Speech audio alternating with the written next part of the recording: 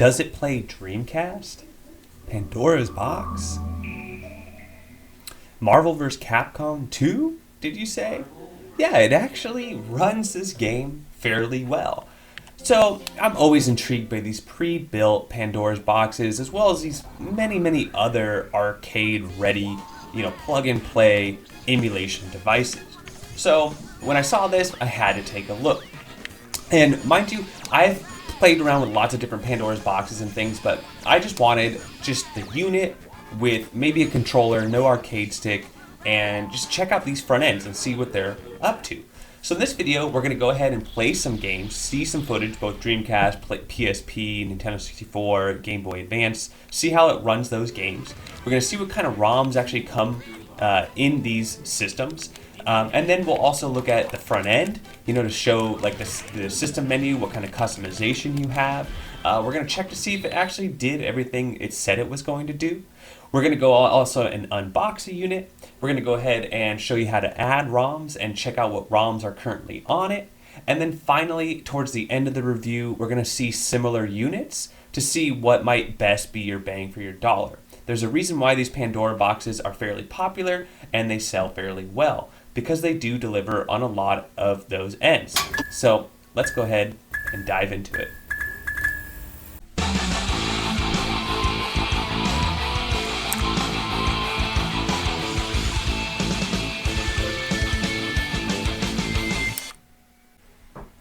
So on first boot, you will be here on all. And as you see, the ROMs, I guess, start in PSP ROMs. Now, I'm going to go ahead and hit this button on the back of the unit or near the USB slots, which opens up your options menu. And I just want to just quickly guide you through this. The first one is the key settings. So I'll go ahead and hit X on my controller here. And then the first one is IO test. This is a great way to go because when I first booted mine up, I wasn't sure where my first player controller was or what. So as you see, as I press on my controller here, I can see which button corresponds to what on the Pandora's box. So I feel good about this, so I'll go ahead and hit Start and A to exit. But if you ever want to redefine your keys or change your game pads, you could do that here. Now I'm using these stock game pads, but I imagine you could probably get a third-party game pad to work, but I'm not going to get into that in this particular video. Now I'm going to go ahead and hit X, back out of here. I hit O to go back. Coin settings. So just hit right to left, and you could change, how many coins requirements for each game. But I want to do free to play. Exit mode, just long press the menu button for most emulators. Auto exit after 3 minutes if you're playing a game, but you can turn that off if you want. It might be good to do auto exit if you don't know your controls very well. Select mode if you want to do any kind of selecting of the mode of the game. Image optimization, you can either do HD, which is some sort of smoothing, or some sort of scan line mode, or disable it. You can change the language of the whole operating system. You can enter in any kind of game settings. If I remember right, this doesn't really give you that much. Okay, yeah, like change the difficulty, time node strategy. So it affects certain games, especially arcade games, and how they interact with you. As far as account management, let's see what's in here. Okay, clear coins or change your password. Burst settings are going to be for like your shoot 'em ups, any kind of like turbo mode, things like that. And then factory data reset. You don't want to hit this button because it will delete your SD card, so do not do that. So let's go ahead and go back. Those were your options. But if you're not going to use your options, your controller should just be working right out of the bat. And then as you see here, I have 4 categories at the top. If you're heading left and right and you can't seem to change those settings, okay, so this changes like page. So left to right changes pages within the category I'm on. But if you actually just go up, whoa, I guess you can hit start button at any time, which brings you to the top menu here. So hit start and it'll bring you back to the top of this menu here. But what I was showing you there is like, I guess there's all that starts with PSP and you can kind of juggle around there. It's really clunky. But what I like to do is go over to category. And right now I'm in Game Boy Advance. If you go to the bottom of the menu here, you can see a little Game Boy Advance. And if you hit right or left, it should start switching systems. So Sega Mega Drive, PC Engine, Dreamcast, Final Burn Alpha, MAME, PPSSP, which is PSP, PlayStation, Nintendo 64, Family Computer System, Super Famicom, also SNES, and then Game Boy Advanced. You go back up to the menu here and then do recent. It'll show you the last games you've been playing. And then you can also do the search function here. Go over to the right. And for example, if I want to find where my Mario games are, I can just go ahead and type in Mario. And I should see a lot of my Mario. Did I spell that right? Yeah, there you go. I'm getting it. Okay. And then I head over here. And as you see, I have racing. I have my Mario Brothers main game, Mario Brothers Chinese version, Mario Kart 64, all this stuff. So let's go ahead and try Mario Kart 64 because it's a 3D game, and we want to see if this thing can play 3D games or not. Welcome to Mario Kart.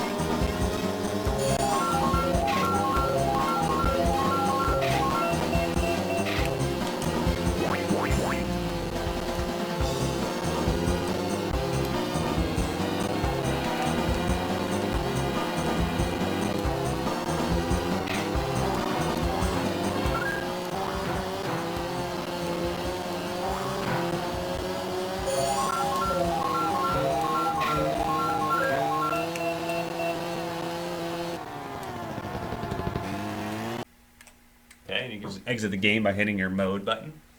All right, that seemed to be running just fine. Let's try Game Boy Advanced, a 2D game.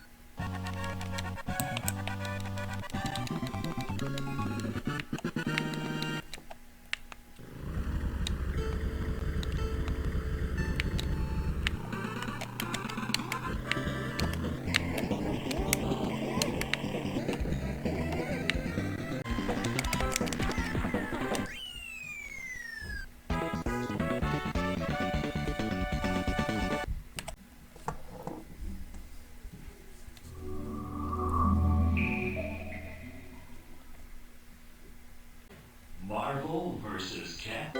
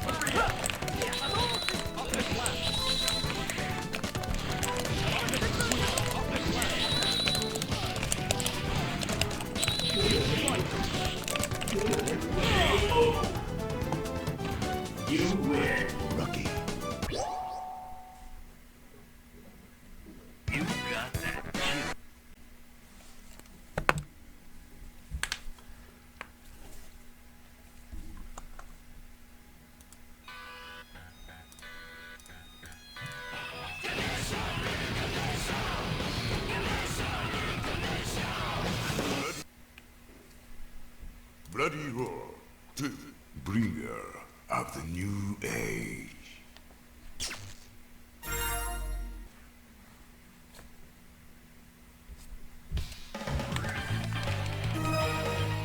Hugo the Wolf, Flo the Tiger.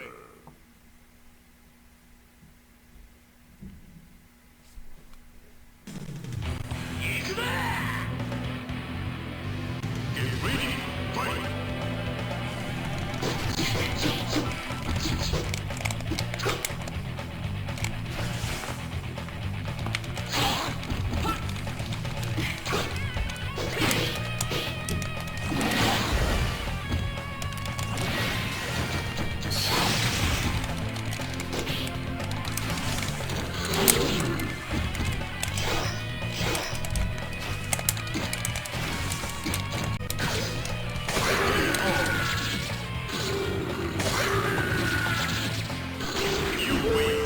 So I went ahead and inserted the micro SD card into my computer, and as you see, it's using the majority of the 64 gigabyte SD card, so you're not going to have a lot of space to expand, but you can always throw in a larger SD card, and copy over the image and add more games. But a lot of people are going to be using this for plug and play, so it's just ready to go as is. And as I mentioned, this model does not allow you downloading, so it doesn't have the Wi-Fi setup. So here's a games list, which is really cool. You can see which emulator it's using, the ROM file name, and the actual English name of the game. And for the most part, they're fairly correct, but you'll see some funny ones in there. But here you go. You got like PlayStation, Dreamcast, PSP, Nintendo 64, Final Burn Alpha. So here's all your King of Fighters and your Metal Slugs. You have some MAME games, all the Street Fighters. So it's going to have a lot of SNK vs. Capcom, Samurai Showdown. It's going to have a lot of, your favorites, X-Men vs. Street Fighter. It's going to have a lot of your favorite games and basically these large ROM dumps of, what you see in most pre-built images out there.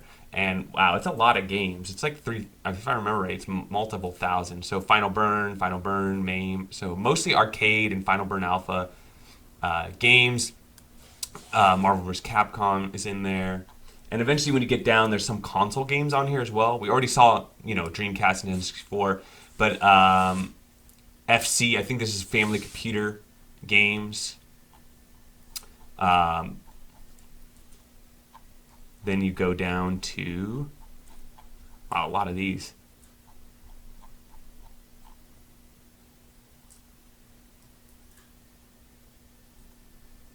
The Triangle Force of Zelda. Legend of Zelda Hack, American version. You then also Bomberman 2000. All right, then you have Game Boy Advanced. Your Pokemons, your Sonics. Then you have Mega Drive. This is going to be your Sega Genesis, Aladdin 2. It looks like there's some hacks and some Chinese versions in here as well. Wow, it just never ends. Wow. Here we go. We keep going. 3000. And then PC Engine, and then Super Famicom, which also is Super Nintendo, and then the last Final Burn. So 4,000 games on the game list.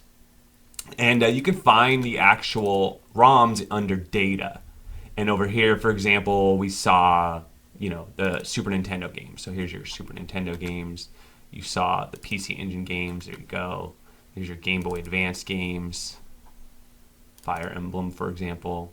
So I'll go ahead and add a picture here of how they want you to add games. And what they do is they separate them from 2D to 3D. And so you just follow the instructions, whether it's a 2D game or a 3D game. But for the most part, it's fairly drag and drop.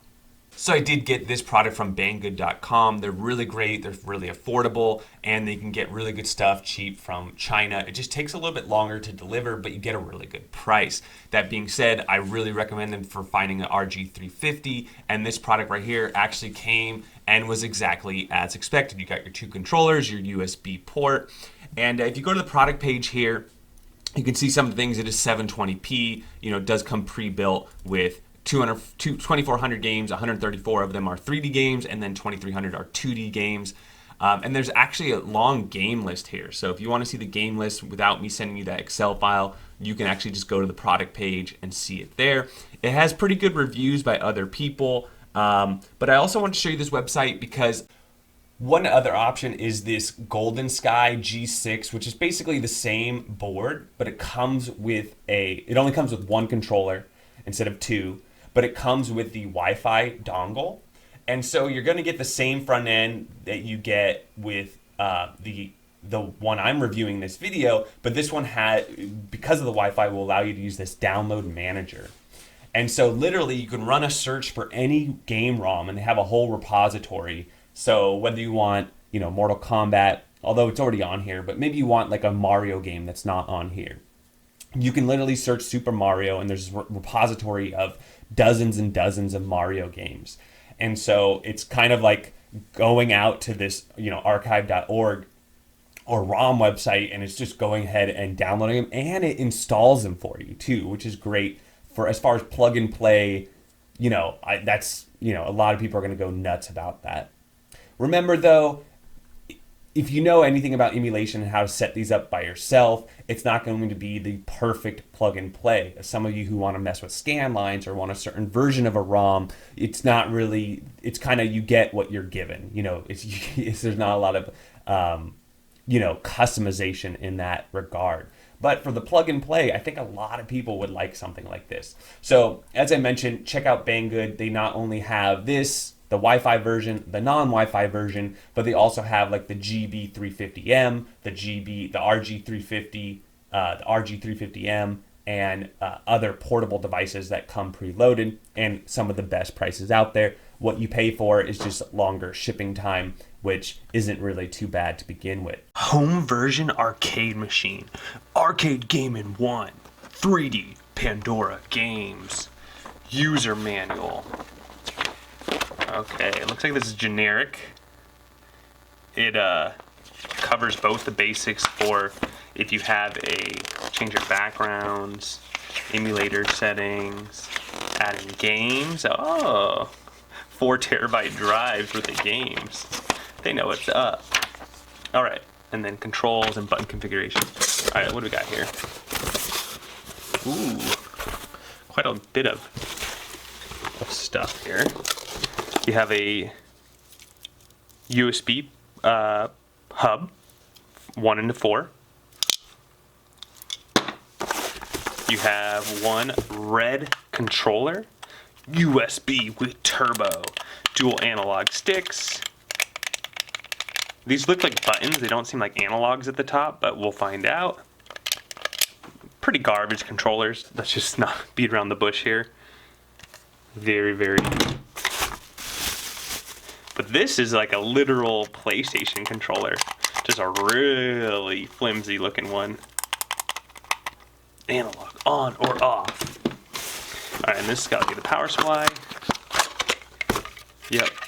And it's running 12.6 volts at 2 amps. Long cable, that's nice. And you've got your HDMI cable, a long HDMI cable. It's at least 6 feet. And then the guts of the machine. Pretty much what you're paying for is all right here. It's a pretty intense button that they secured onto this. Look at that. We will self-destruct in 10 seconds. Looks like it has a micro SD card and it's glued in there. It's a Lexar. They put hot glue. Can you guys see that? They put hot glue on the SD card so you can't pull it out. You can probably easily scratch that off like I just did there and then pull it out. So it's 64 gigabyte. You guys see that? I just pulled it out. So 64 gigabyte Lexar. I'm just gonna leave that in there for now, but you can pull that out and add more ROMs. Oh, it clicks in and out. It is a mechanism. On the back here, we have VGA, we got HDMI, we've got power, we got aux, 3.5 millimeter. We got 2 controller ports, which kind of suck. Oh, okay, I see what they're doing. So they're like, hey, if you need to play 4-player games, you could just, boom. Okay.